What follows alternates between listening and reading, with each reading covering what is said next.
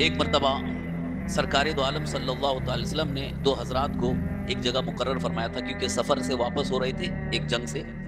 تو حضور نے فرمایا کہ ہم لوگ آرام کرتے ہیں، لیکن دو حضرات جاگیں، شب بیداری کریں، کیونکہ دشمن کے آنے کا خطرہ ہے.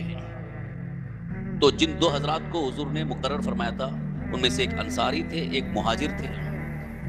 تو دونوں کو جہاں پر حضور نے مقرر فرمایا تھا، اور اتفاق کیونکہ حضور کو اس بات کا علم تھا کہ دشمن ادھر سے آ سکتے ہیں، تو دشمن ایک جو پیچھا کر کے آیا ہوا تھا حملہ کرنے کے لیے، وہ ادھر ہی سے آ رہا تھا. اور اس نے دیکھا کہ دو حضرات موجود ہیں، لیکن وہ دونوں صحابی مہاجر اور انصاری، ان دونوں نے آپس میں مشورہ کیا کہ اگر دونوں ہم لوگ جگتے رہیں گے تو ہو سکتا ہو نیند غالب آ جائے گی تو سو جائیں گے.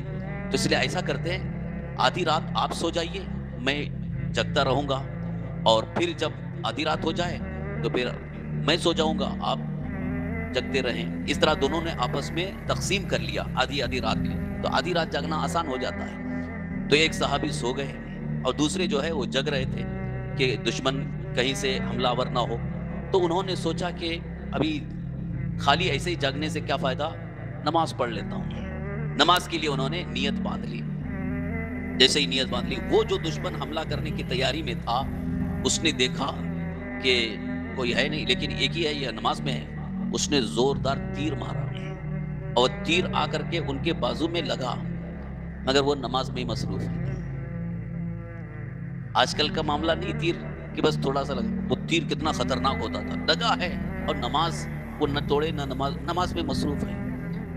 دوسرا تیر لگا، نماز میں مصروف ہیں، ان کو ذرا بھی احساس ہی نہیں ہے. اور جب خون بہنے لگا تو ان کو احساس ہوا کہ شاید کسی دشمن نے تیر مارا ہے. تو پھر انہوں نے کس طرح سے جلدی نماز پوری کی، تب تک اپنے ساتھی کو جگایا.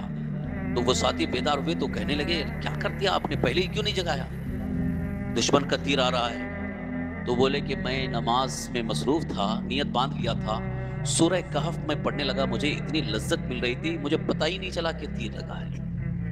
یہ ان کی نماز تھی. پھر چونکہ سرکار صلی اللہ علیہ وسلم نے جس مقصد کے لیے ہمیں کھڑا کیا ہے، کہ مقصد فوت نہ ہو جائے، اس لیے میں نے اپنی نماز جلدی سے مکمل کر لی، پھر میں نے آپ کو بیدار کیا ہے. اب آپ سوچیے کہ دشمن کا تیر لگا ہے، مگر وہ نماز میں اس طرح سے گم ہے، اللہ کی یاد میں، اللہ کے کلام میں، ان کو احساس تک نہیں. ایسی نماز ہے. اور آج ہماری نماز کا حال یہ ہے کہ ادھر نیت باندھ لیتے ہیں اور پورا دھندے کا حساب شروع ہو جاتا ہے. فلاں کو ابھی اتنا دینا باقی ہے، اسے اتنا لینا باقی ہے، اور فلاں جگہ جانا ہے، وہاں سے مجھے یہ لینا ہے. یہ سارے دھندے کے خیالات سب مسجد سے باہر رکھے ہیں. تب نماز کا لطف دیکھو، نماز میں کتنی لذت ہے.